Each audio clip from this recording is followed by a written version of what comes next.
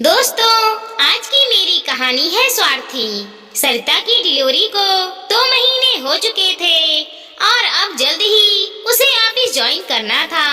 एक दिन उसकी सास का फोन आया और वह कहने लगी, बहू तुम ऑफिस जाने लगोगी तो मुत्रू को कौन संभालेगा? तुम कहो तो मैं वहाँ पर तुम्हारे साथ रहने के लिए आ जाती हूँ। तब सरिता ने झटके से बोल दिया, मम्मी जी आपसे ज्यादा स्मार्ट तो आजकल की मेड होती हैं। आप गांव में ही रहिए, यहाँ मैं आपको झेल नहीं पाऊंगी। फिर सास को नीचा दिखाने के लिए वो बहुत ही मॉडर्न मेड को लेकर आई, जिसके भरोसे वो दिन भर अपने बच्चे को छोड़कर चली जाती थी।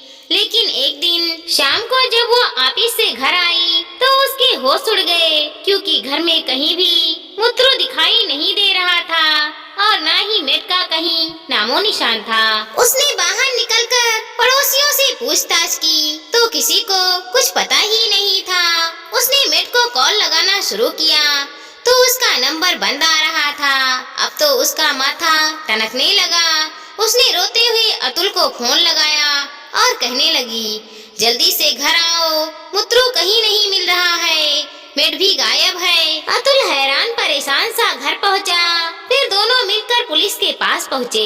पुलिस ने मेड की तलाश शुरू कर दी। वो तो अच्छा हुआ कि समय रहते ही पुलिस ने फुर्ती से काम लिया और वह मेड रेलवे स्टेशन पर पकड़ी गई। पकड़ जाने के बाद पुलिस के डर से उसने बताया कि वह ऐसे ही लोगों के घरों में काम करती थी। कहीं वह चोरी कर लिया करती थी और जहाँ छोटे बच्चे होते थे उसे चुरा कर ले जाकर वह बड़े शहरों में बेच दिया करती थी, जहाँ पर उनसे भीख मंगवाने का काम किया जाता था।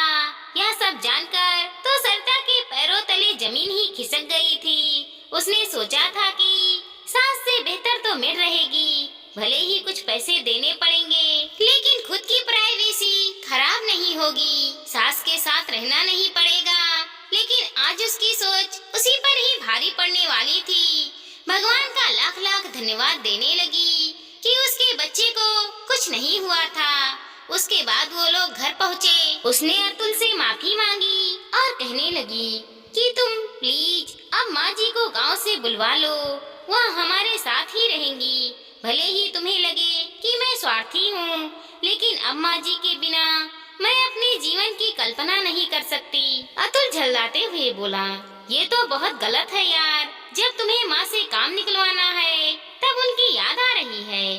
तभी सरिता ने पीछे मुड़कर देखा तो सामने उनकी सास खड़ी थी। मित्रों के खो जाने की खबर सुनते ही वह तुरंत ही गांव से चल पड़ी थी, बिना यह सोचे समझे कि बहू ने उन्हें कितना कुछ कहा सुनाया था। उन्होंने बहू को गले से लगा लिया और कहने लगी, बहू सुख दुख में अपने ही काम आते हैं। भले ही मैं ज्यादा मॉडर्न नहीं हूँ, लेकिन मेरे सनिधय में मुत्रू को कभी कोई दिक्कत नहीं होगी। वह अपनी सास के गले से लग गई और कहने लगी, मम्मी जी मुझे माफ कर दीजिए। अतुल की परवरिश भी तो आपने ही की थी। जब मैं आपके बेटे को पसंद कर सकती हूँ तो फिर आपके सनिधय में मेरा मित्रू भी आगे चलकर सफल इंसान ही बनेगा।